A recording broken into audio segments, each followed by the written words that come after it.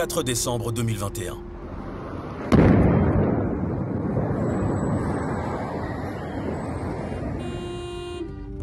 Pars. Recule. Fais demi-tour.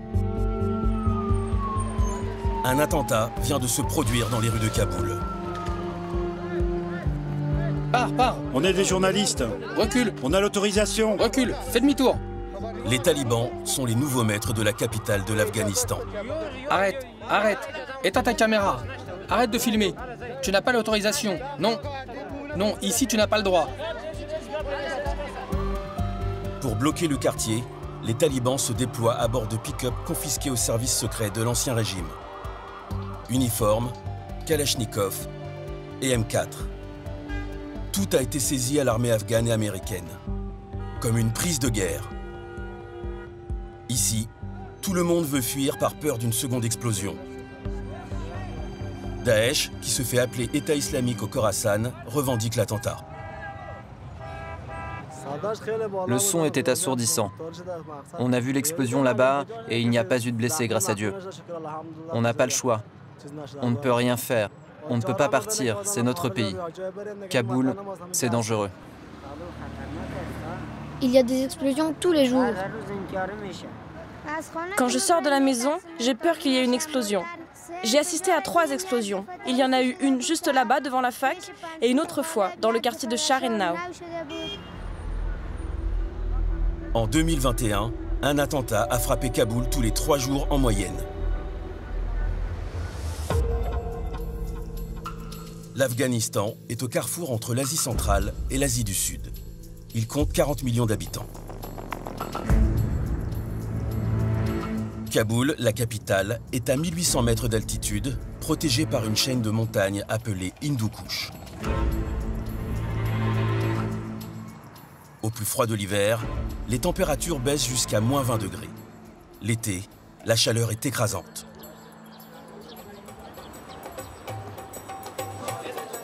Kaboul reflète la diversité de l'Afghanistan. Tadjiks, Pashtuns, Ouzbeks musulmans sunnites et Hazaras chiites cohabitent avec une minorité sikh.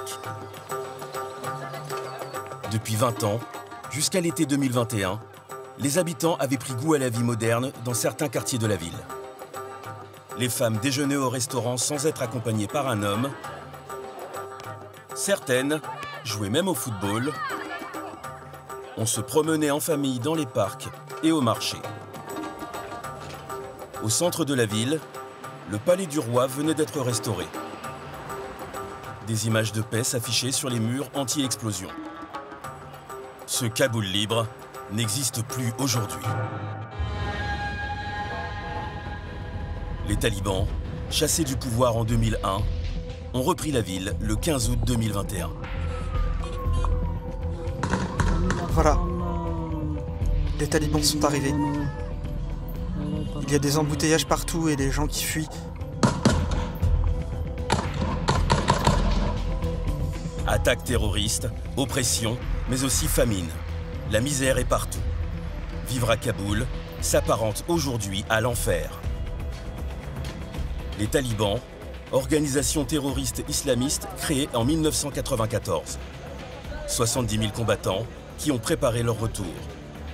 Un retour qui a changé le quotidien des 4 millions d'habitants.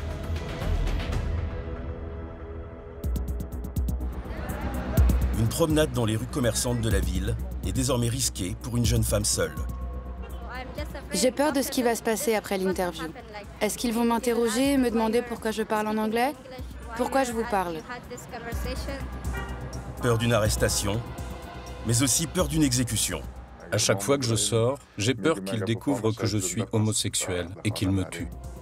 Même dans les maisons où les Kaboulis se terrent, la menace talibane est omniprésente.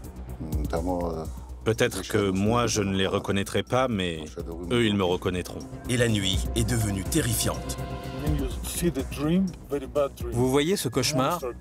Quand le monstre vient pour t'attraper et pour t'avaler, mais que tu n'arrives pas à courir. Bah là, c'est pareil.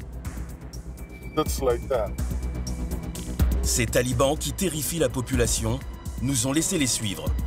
Venez, venez! Et les journalistes, venez, on y va! La plupart ne connaissent que les combats armés. le djihad contre l'Occident et à Kaboul contre Daesh, leur ennemi.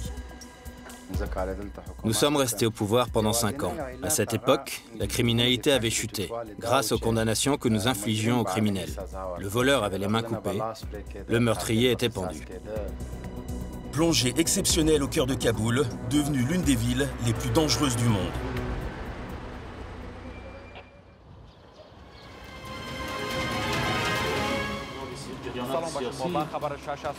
En plein centre de Kaboul, les locaux de Tolo News, une chaîne de télévision indépendante, soutenue et financée par la communauté internationale. Un média moderne, qualifié de traître par les talibans. 16 journalistes y exercent leur métier, en risquant leur vie. Ici, vous avez un journaliste et 2 caméramans employés de Tolo News. Ils sont morts dans un attentat. C'est en leur mémoire. Il y a leurs photos, leurs cartes de presse et le matériel qui a été détruit dans l'attentat. On a tout conservé ici. Tolo News est un bunker. L'entrée est gardée par des hommes armés de Kalachnikov. Les portails sont blindés.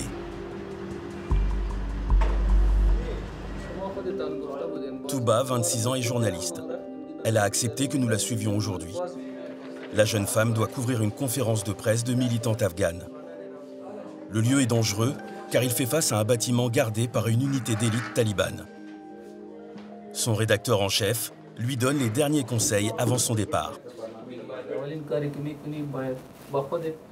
Le premier truc qui est très important, vous restez ensemble avec le caméraman.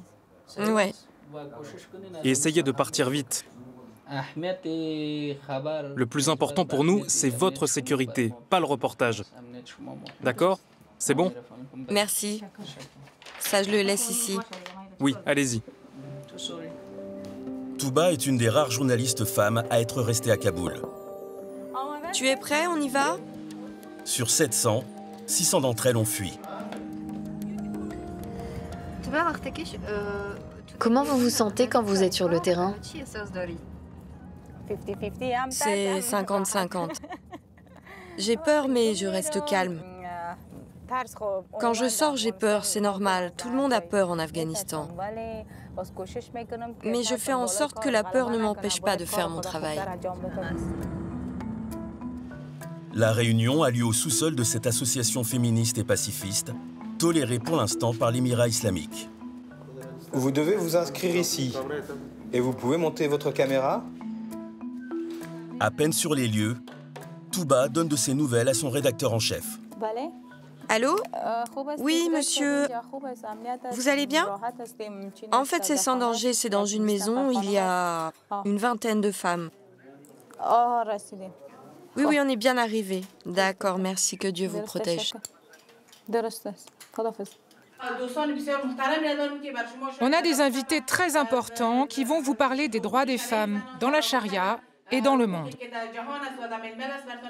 Ces fans afghanes réclament le droit de travailler et d'étudier. Car depuis l'arrivée au pouvoir des talibans, les libertés des femmes sont menacées. Qu'est-ce que vous attendez de l'Émirat islamique par rapport aux femmes et aux droits des femmes? Nous demandons au gouvernement de l'Émirat islamique qu'il protège les femmes et qu'il assure leur sécurité en Afghanistan. S'ils veulent la reconnaissance internationale, ils doivent tenir leurs promesses. Tolo News diffusera le soir même le sujet de Touba. Le lendemain matin, même briefing de sécurité pour Touba, qui s'apprête à couvrir une manifestation non autorisée dans la rue pour demander aux Afghans de se rebeller contre les talibans. Le rédacteur en chef anticipe les méthodes d'encerclement des talibans. Quand tu seras sur place, par exemple, s'il y a des hommes armés et qu'ils vous empêchent de filmer, si vous êtes ici, ça va vous créer des problèmes. Restez assez loin et ne vous approchez pas trop. Monsieur le chauffeur, il faut garer la voiture tout près de nous parce qu'il pourrait y avoir un attentat ou que les talibans nous interdisent de filmer. Ça nous permettra de partir vite. Ne t'inquiète pas, ça va aller. Est-ce que c'est dangereux là-bas? Oui, c'est dangereux à 100%. C'est très dangereux. Il y a les menaces de Daesh et aussi cette manifestation n'a pas été autorisée par les talibans. On a peur dans toutes les situations, surtout vivre dans un tel environnement. Tu acceptes la mort en sortant, mais on n'a pas le choix.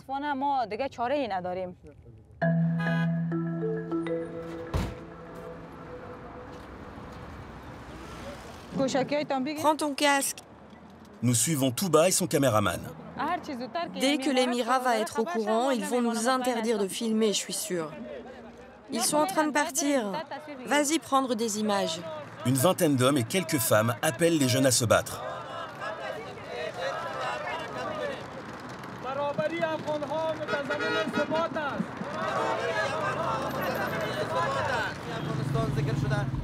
En pleine manifestation, c'est bon, on va s'arrêter là. Un pick-up de talibans approche et avertit les manifestants. Vous êtes tous des champions d'Afghanistan, mais c'est dangereux de se regrouper là. Tu as filmé la pancarte? Mais c'est bon, laisse tomber, il y a les talibans. J'ai tout filmé. Tu crois qu'il est là-bas? Où est le chauffeur? Je sais pas, il est là-bas, on y va. Il est où? Il est où le chauffeur? Ne stresse pas, c'est quoi son numéro? Je lui ai dit 20 fois de rester proche de nous et il n'est toujours pas là. Les talibans sont venus en voiture. On est parti avant qu'ils descendent. Parce que si on ne partait pas, ils auraient pu nous maltraiter. Il faut qu'on parte maintenant, on a fini notre travail. On a pris les images qu'on est venu chercher.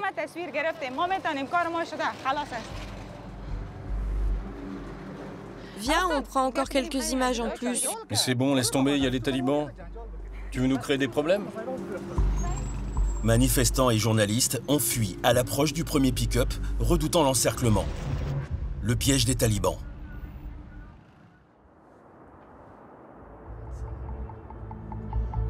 Direction l'ouest de Kaboul, où se trouve l'hôtel Intercontinental, l'un des 2 palaces de la ville. Ouvert en 1969, il compte 200 chambres, des restaurants et une piscine. C'est le lieu de rendez-vous des Afghans privilégiés et des expatriés. Bienvenue dans notre restaurant. Mais en 2011 et en 2018, cet établissement de luxe est ravagé à 2 reprises par des attentats.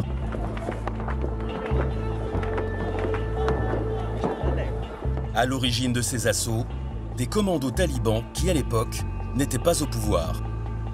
Le bilan en 2018 est de 40 morts, dont 15 étrangers. Aujourd'hui, les talibans détiennent cet hôtel déserté. Un établissement sous haute surveillance. Ok, tu l'appelles? Géré par ce commandant taliban.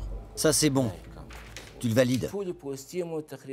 On a 21 checkpoints en activité permanente. La situation est grave car les médias et les Occidentaux font une propagande négative contre nous. Et il y a des terroristes qui menacent la sécurité du pays. La menace terroriste de Daesh rend les hommes du directeur à cran.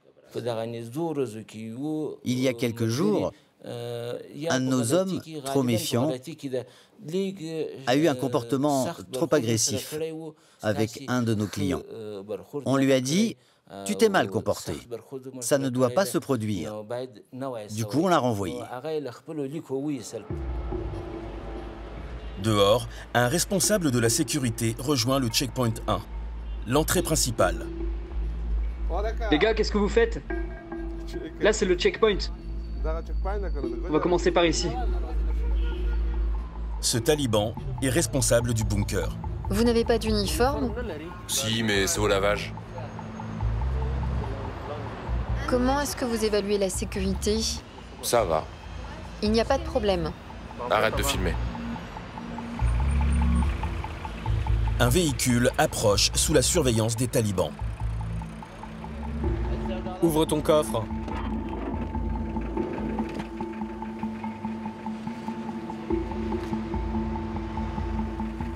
Ne le prends pas mal. Non, pas du tout. C'est la règle.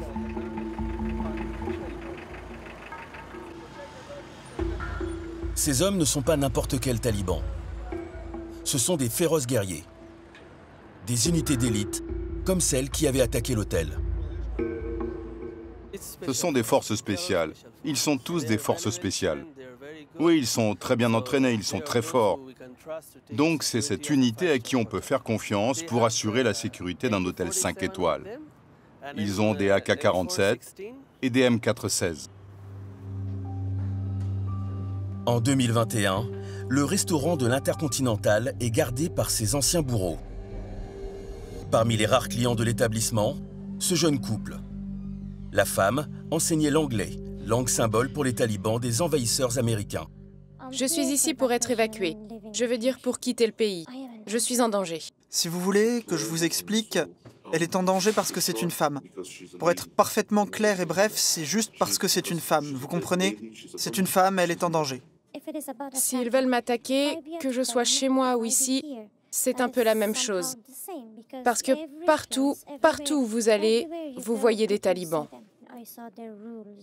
J'ai vu leurs lois, les lois pour les femmes. C'est si dur. Je veux dire, quand vous êtes une femme, vous avez des rêves, vous voulez avoir un futur. C'est vraiment déchirant, vraiment déchirant.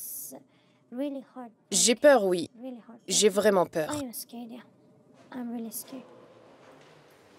Terrifié par les talibans, mais bloqué dans l'hôtel sous leur joug, le jeune couple se réfugie dans sa chambre. Une nuit, ils ont fouillé nos chambres. Ils n'ont rien dit, mais on avait tellement peur.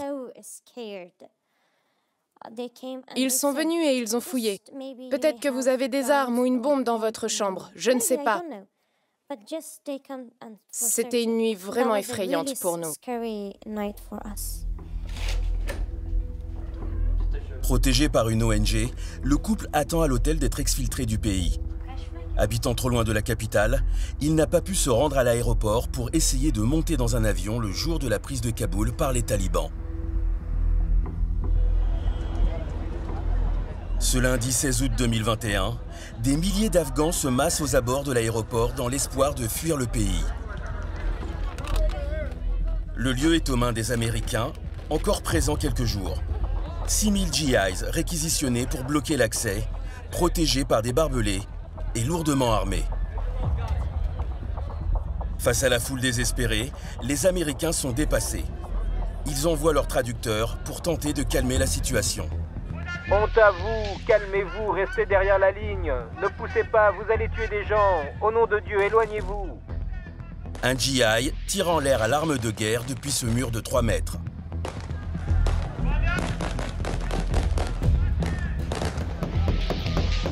Très vite, les GIs ne se cachent plus derrière les murs anti-explosion et tirent en rafale en l'air pour repousser la foule. Cet enfant est terrifié dans les bras de son père.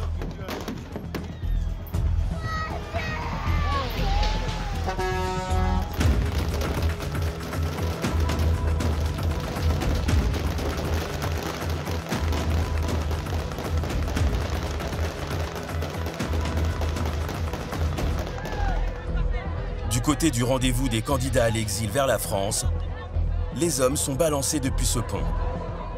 Les GIs prennent plus de précautions pour cette jeune femme.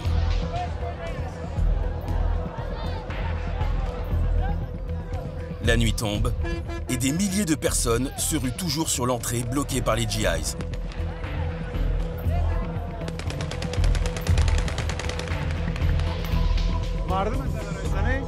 Ils sont en train de tabasser les gens? Ils ont vraiment tabassé les gens? Le lendemain matin, la foule a réussi à rejoindre le tarmac pour tenter de monter dans les avions. On monte dans quel avion? Dépassés par la cohue, les GIs n'ont pas réussi à la retenir. Bravo, bravo, t'y es presque. Ce jeune homme parvient à se hisser dans cet avion de ligne. La foule est ravie pour lui.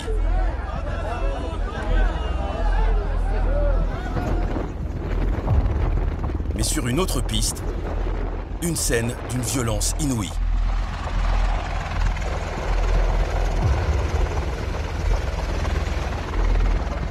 Sur ces images, une vingtaine d'hommes amassés au-dessus du train d'atterrissage d'un avion de l'Air Force américaine. Désespérés, ils s'imaginent pouvoir survivre les uns collés aux autres. Voilà, il a décollé. Mais dès le décollage... Oh mon Dieu! Il y a une personne qui est tombée.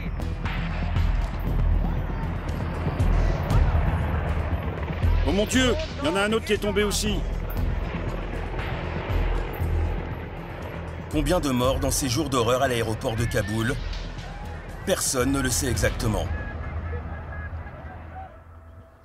120 000 Afghans ont pu être évacués grâce au pont aérien.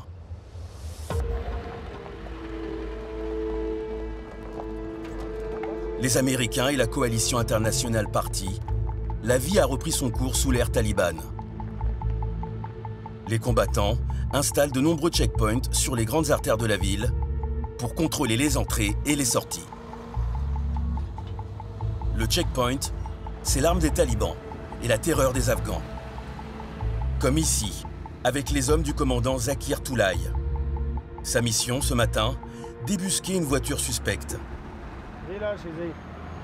On a reçu des informations de la province de Jalalabad. Il y a une voiture qui convoie de la drogue et des armes. C'est pour ça qu'on a mis en place ce checkpoint et on attend la voiture. C'est dangereux, ils sont armés, ils peuvent tirer, ils vont essayer de fuir, c'est dangereux pour vous. On fait des saisies dans des véhicules. On a aussi d'autres missions, des opérations dans des lieux où on sait qu'il y a de la drogue et des armes. Aujourd'hui, c'est une information qui vient de nos hommes sur la route. Fouille le sac.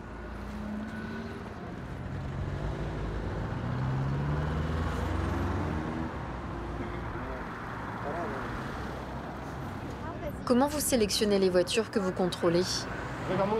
On nous a décrit le passager suspect et le véhicule. On a toutes les informations sur lui et même ses numéros de plaque. Le commandant est sur ses gardes. Il y a une voiture blanche qui approche. La voiture vient de Jalalabad, région où des unités de Daesh sont en place contre les talibans. Allez-y, avancez. C'est elle. C'est la voiture suspecte. Mettez-vous sur le côté. Mettez-vous sur le côté. Mais le chauffeur se défend. Je vous rassure, il n'y a rien. Fouille les portes. Monte et descends les fenêtres. On va amener cette voiture au commissariat. J'ai tous les papiers, tu peux tout fouiller, même les portes. Ouvre même le capot. Je suis un taxi-navette, t'inquiète pas. Venez, regardez, regarde. Tu peux regarder sous les jantes. Où sont vos affaires? Vous êtes monté où?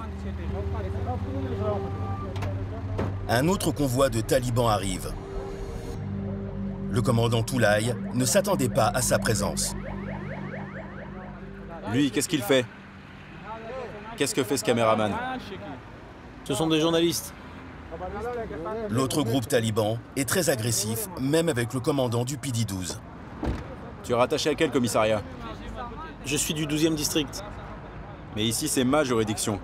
Coupe le moteur. Tu l'as dit au chef, mais personne ne m'a prévenu. Passe-moi mon portable. Vous faites ça pour la télé? Non, ils étaient au commissariat. Ils nous ont suivis pour notre mission. Les deux unités talibanes se disputent le checkpoint. Le nouvel émirat islamique a du mal à contenir certains de ses hommes.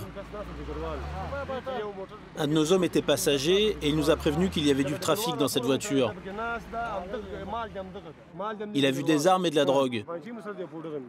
Mais je ne sais pas où il les a mis. Il faut continuer à fouiller. Vous avez tous les droits. Amenez-la chez le mécanicien. Le prends pas personnellement. C'est notre travail. Il n'y a aucun problème, je comprends, c'est votre métier. Vous avez reçu des informations, voilà, la voiture elle est là. Mais très vite, le commandant Toulaï perd le pouvoir. Nabi, assis-toi devant avec le chauffeur et ramène la voiture à notre unité. La voiture suspecte est embarquée par l'unité talibane. Écoutez-moi, si vous me dites que vous n'avez rien trouvé après ça, ce sera de votre responsabilité. Les hommes du commandant Toulaï sont furieux contre leurs frères talibans. Regarde-moi ce gros fils de chien avec ses dents pourries.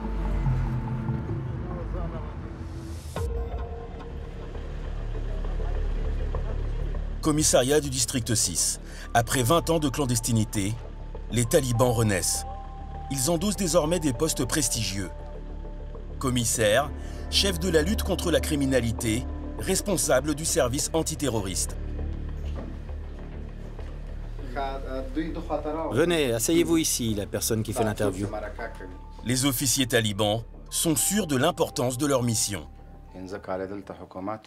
Nous sommes restés au pouvoir pendant 5 ans. À cette époque, la criminalité avait chuté, grâce aux condamnations que nous infligions aux criminels.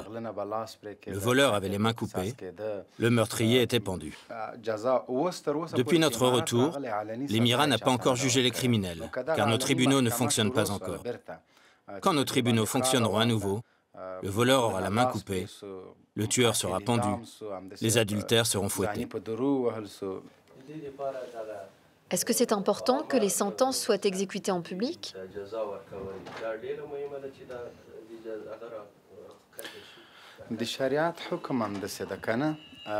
C'est dans la charia. Si les gens ne voient pas les sentences, comment peuvent-ils avoir peur? Par exemple, pour un voleur, si on lui coupe la main en prison et que les gens ne le voient pas, comment ça peut être utile? Les châtiments publics sont très utiles.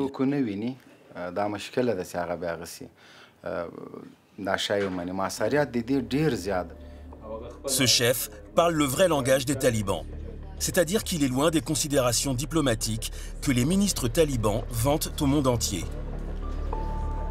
Sur le terrain, les soldats de l'Émirat attendent que la charia soit à nouveau strictement appliquée.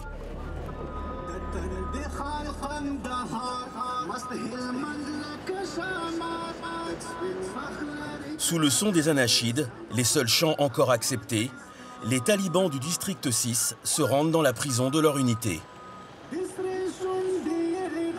Le 14 août 2021, tous les prisonniers à Kaboul ont été libérés. Talibans, violeurs, assassins, kidnappeurs et terroristes de Daesh, tous dehors. Les détenus qui sont ici ont été arrêtés par les nouveaux maîtres de Kaboul. Ça, c'est les cellules pour les prisonniers. Ici, il y a beaucoup de criminels, de voleurs et de kidnappeurs. Par exemple, là, celui qui est en jaune volait des téléphones portables. Le Grand Coran dit que la main d'un voleur doit être coupée à certaines conditions. Voilà ce que dit le Coran. Mais évidemment, ils ne vont pas couper sa main pour un téléphone. Il y a des conditions dans la charia qui doivent être respectées.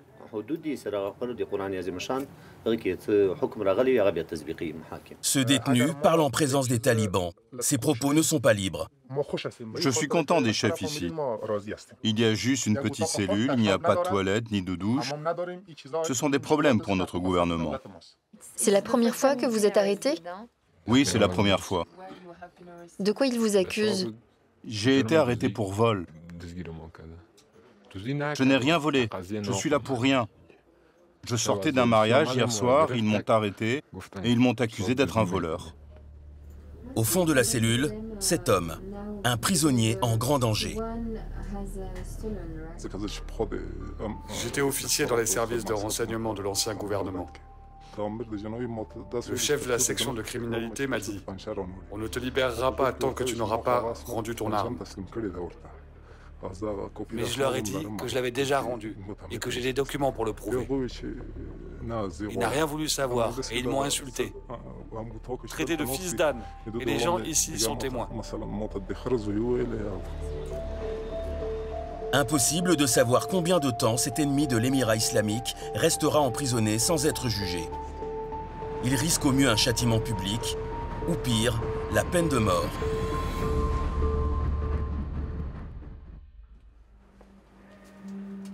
La peine de mort, c'est ce que redoute aussi ce jeune homme. Homosexuel, il est contraint de vivre depuis 6 mois dans la clandestinité, par peur d'être arrêté ou dénoncé.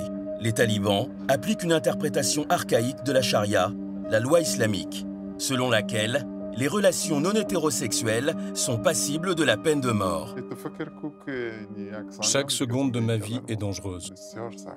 À chaque fois que je sors, j'ai peur qu'ils découvrent que je suis homosexuel et qu'ils me tuent. Il y avait un garçon qui était très connu. Il postait des vidéos sur les réseaux et il dansait dans les soirées. Et un jour, il s'est fait arrêter sur un checkpoint. Je ne sais pas comment il était habillé. Ils lui ont posé des questions. Ils ont inspecté son téléphone et ils ont tout trouvé. Les talibans l'ont tabassé devant tout le monde. Ils lui ont rasé la tête. Ils ont peint son visage en noir et depuis, on ne sait pas s'il est vivant ou mort. Enlevé à un checkpoint, son ami n'est jamais réapparu.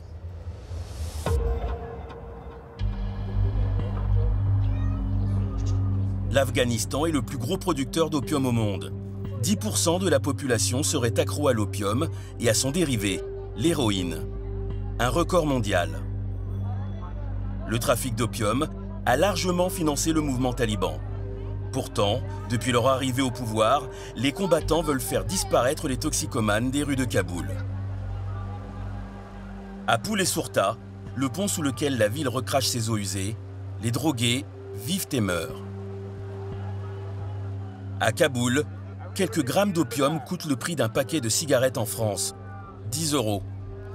Ces deux hommes, toxicomanes, passent leur journée ici en quête de leur dose.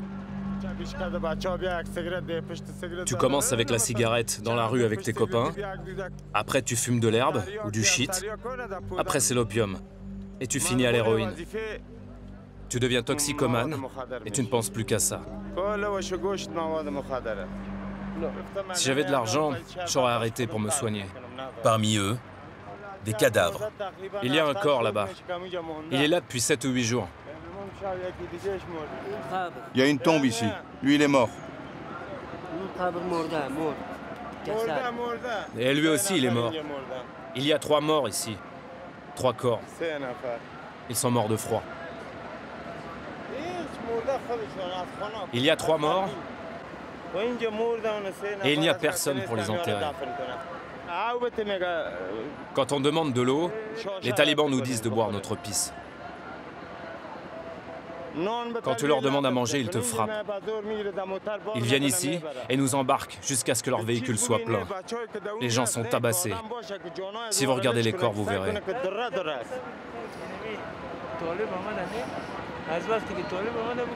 Depuis l'arrivée des talibans, il y a eu plusieurs morts.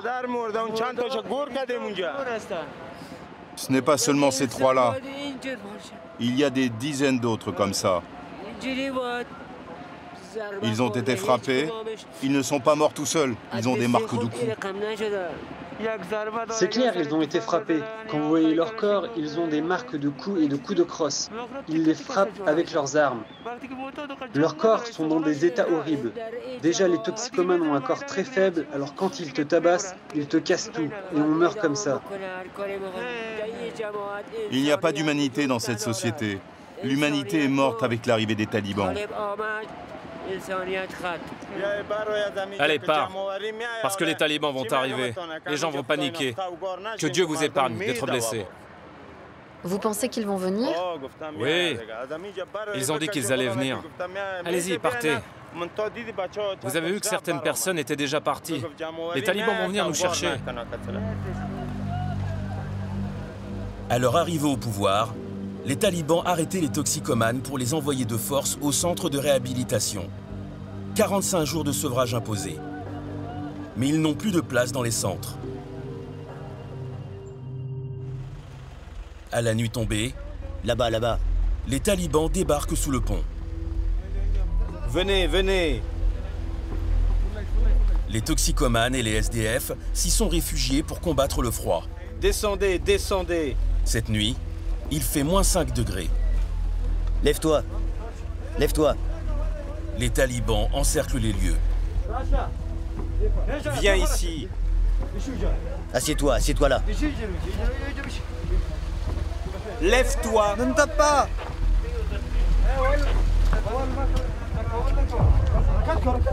Lève-toi. Je vais pas te taper, mais lève-toi. Je vais pas te taper, lève-toi. Je te jure, je peux pas marcher, ma jambe est cassée. Tu peux pas marcher? Lève-toi. Je te jure, elle est cassée. Lève-toi. Dégage, dégage, dégage. Tout à coup, c'est la panique sous le pont. Dégage, dégage. Pousse-toi de là. Dégage. Dégage. Et les talibans frappent. Coup de poing. Vas-y, dégage, dégage, dégage. Coup de pied. Dégage, dégage d'ici. Dégage. Pousse-toi de là. Vite, vite, vite. Pousse-toi de là.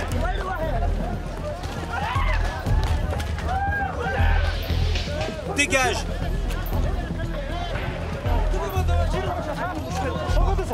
Pourquoi tu tapes? Dégage, dégage. Carré, ne les suis pas. Lève-toi, lève-toi. Lève-le, ne le laisse pas, lève-le. Dégage.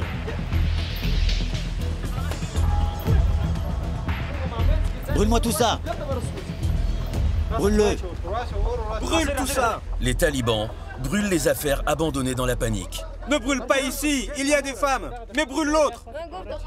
J'ai dit à ton équipe que dès que j'ai fini mon traitement, je vais partir. Lève-toi, lève-toi. Tabassés, violentés, ces toxicomanes ont fui, mais reviendront dès le lendemain.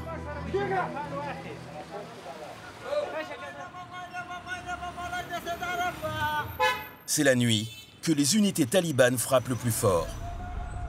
Alors que les rues se vident petit à petit, les patrouilles se déploient et agissent sans témoin.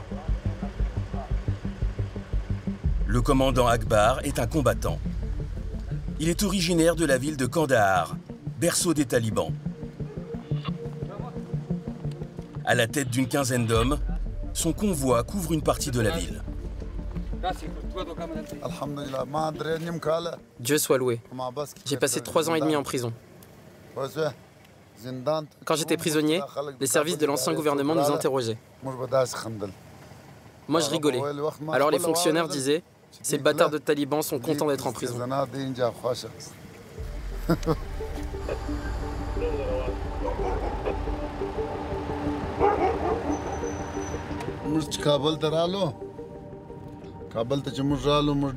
Quand on arrivait à Kaboul, on a vu que sur beaucoup de murs, il était écrit « Les talibans sont des mécréants ».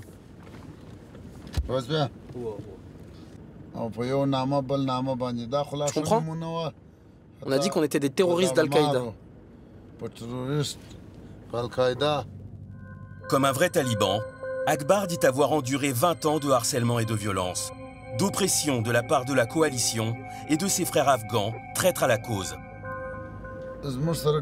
On a beaucoup souffert ces 20 dernières années. On a beaucoup souffert.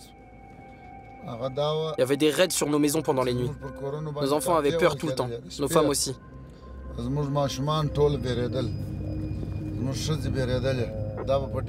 Entre 6 et 10 hélicoptères encerclaient nos maisons.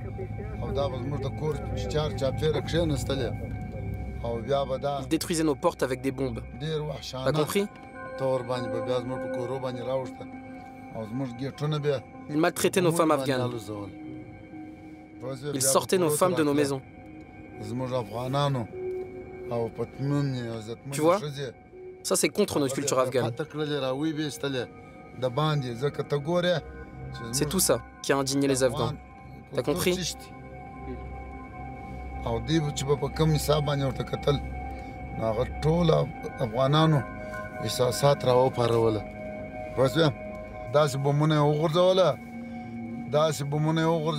Ils ont utilisé des bombes tellement puissantes que nos enfants saignaient des oreilles et du nez.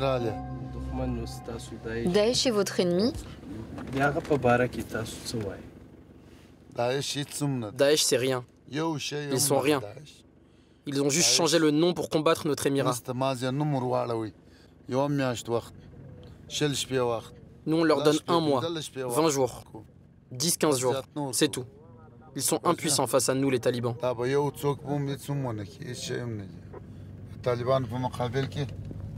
L'unité du commandant Akbar s'approche d'un hôpital. Il aperçoit un homme qui dissimule une arme dans son dos.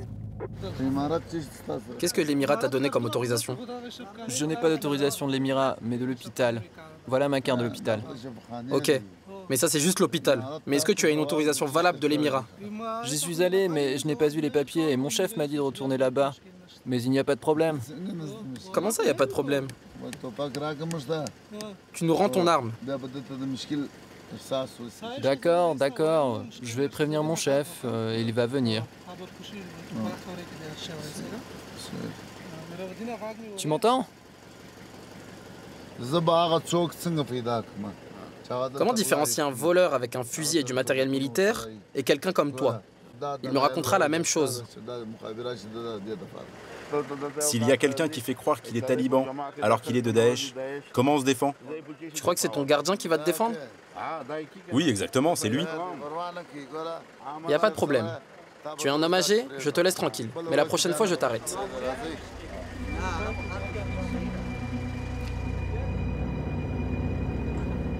Même dans les artères commerciales de la ville, les patrouilles contrôlent les moindres faits et gestes des habitants. Dans leur collimateur, les tenues des femmes. Cette jeune fille a peur, car elle est seule. Son foulard n'est pas noir et son visage est découvert. Quand ils sont arrivés à Kaboul, ils ont dit à tout le monde qu'on devait porter le hijab et qu'on devait s'habiller comme ça dorénavant. Ne vous retournez pas, mais il y a en ce moment un taliban qui attend juste derrière vous. J'ai peur maintenant que juste après l'interview, il me pose des questions et me demande pourquoi je parle en anglais. Pourquoi je vous parle. Je suis très stressée maintenant. J'ai peur. Je regrette d'avoir accepté l'interview. Il n'aime pas ça. Particulièrement s'il m'a vu parler en anglais. J'ai peur maintenant. Parler anglais pour les talibans, ça veut dire avoir collaboré avec l'ennemi envahisseur américain. Pour cette jeune fille, la menace s'arrête là. Mais pour d'autres, le danger frappe à la porte. Tamana Zaryabi Pariani est une jeune activiste. Elle a organisé plusieurs manifestations contre l'oppression des femmes et le régime taliban.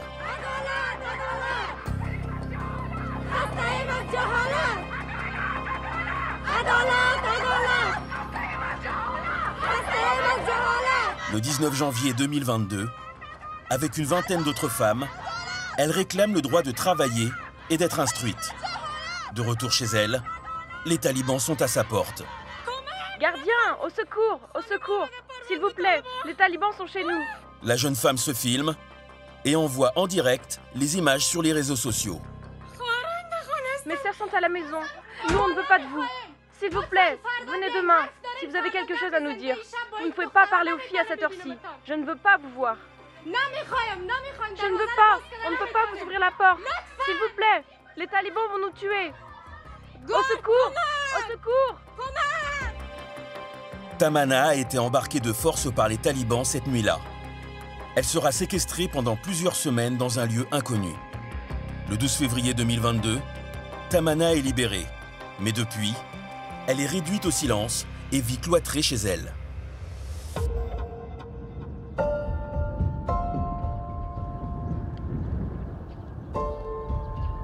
Quelque part, dans une zone résidentielle de la ville, un homme se terre lui aussi. C'est un ancien juge de la Cour suprême, sans salaire depuis plusieurs mois. Il a condamné des chefs talibans, considérés à l'époque comme des terroristes. Il y avait tous les combattants talibans qui étaient arrêtés sur le front. Il y avait aussi ceux qui posaient des explosifs. Il y avait aussi des cas de kamikazes arrêtés avec leurs ceintures explosives. J'ai condamné à mort par pendaison au moins une quinzaine d'entre eux. Les peines de mort n'ont pas toutes été appliquées. Alors le juge sait que certains sont désormais libres et sans doute à sa recherche. Ils les ont tous libérés. Et ils ont tous repris les armes. Voilà d'où vient ma peur. Car c'est moi qui les ai jugés. Ils me connaissent. Je peux me cacher n'importe où, mais s'ils me cherchent, ils vont finir par me trouver.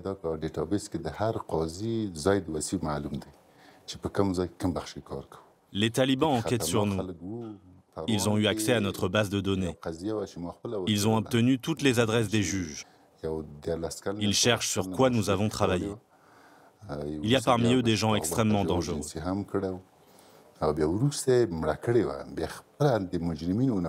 J'ai instruit une affaire de sévices. La vidéo a été projetée durant l'audience et c'est moi qui ai condamné les accusés à mort. Ils ont achevé la jeune victime avec un tuyau, en la frappant à la tête. Ces accusés sont désormais libres. On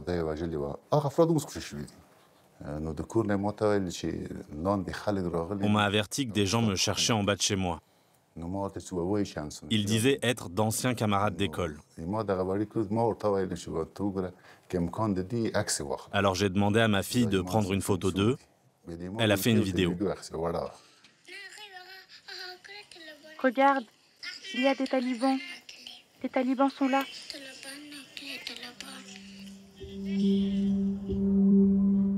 Le juge a eu plus de chance que Tamana, la jeune activiste. Les talibans ne sont pas entrés chez lui. Mais il redoute le jour où son nom sera en haut de la liste des cibles. Pour survivre, les ennemis désignés des nouveaux maîtres de Kaboul se cachent la nuit pour réapparaître au lever du jour, comme ce père de 3 enfants. Comment vont mes petits chéris? Ça va? C'est une cible prioritaire des talibans, car c'est un ancien militaire formé par les Américains. Avant, il défendait l'Afghanistan. Maintenant, c'est l'Afghanistan qui le condamne à mort. Vous avez fini vos devoirs? Mais c'est vendredi. Donc vous n'avez fait que jouer. Mais c'est vendredi. Vous n'avez pas joué? On a joué.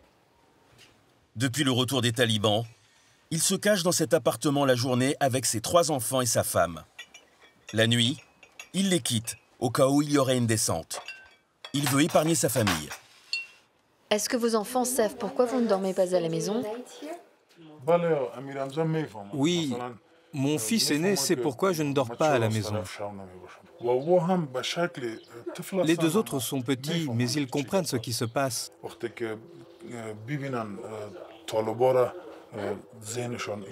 Quand ils voient les talibans, ils ont peur.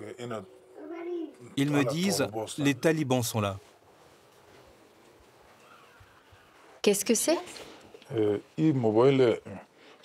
C'est un portable simple que j'utilise quand je sors de chez moi.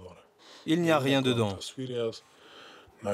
Il n'y a pas de photos, ni de messages. Je l'utilise pour contacter ma famille quand je sors de chez moi.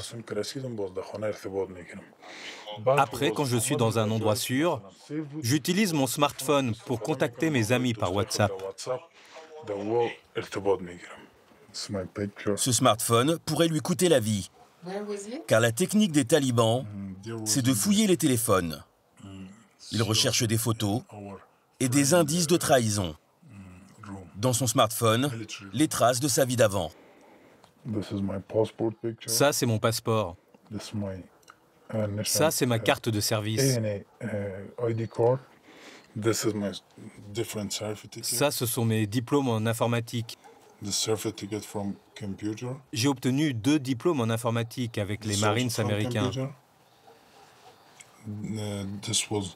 I was get this 2 certificate from Marine guys and the Helmand province. Là, c'est mon diplôme d'école militaire. Être arrêté avec un diplôme des Marines américains, c'est la mort assurée. La jeune épouse du militaire est terrorisée depuis que les talibans ont pris possession de la caserne de son époux. Je l'ai appelé plusieurs fois pour lui dire de quitter la caserne, de partir de son travail. Si les talibans l'avaient arrêté, ils l'auraient tué et décapité. C'était terrifiant. On a très peur des talibans. C'est une situation où on ne voit pas le bout du tunnel. Personnellement, je veux faire sortir ma famille du pays, même si moi je dois rester ici. Je veux que ma famille soit en sécurité. Après, je rejoindrai le front de résistance. Je dois faire quelque chose pour sauver mon pays de cette situation. Moi, ma vie est terminée. On a passé toute notre vie en guerre.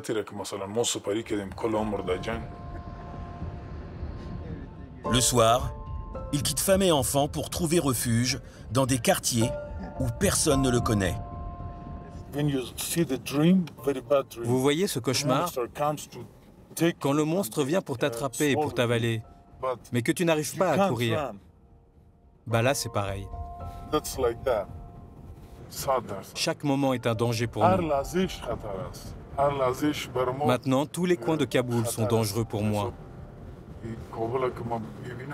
Tu ne te sens pas en sécurité. Il n'y a plus de travail ni de liberté. On ne peut plus aller nulle part. C'est devenu une ville maudite.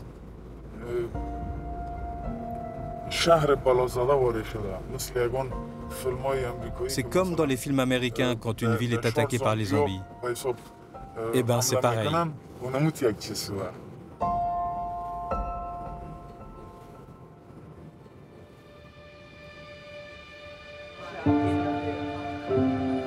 Kaboul, ville maudite, abandonnée par la communauté internationale.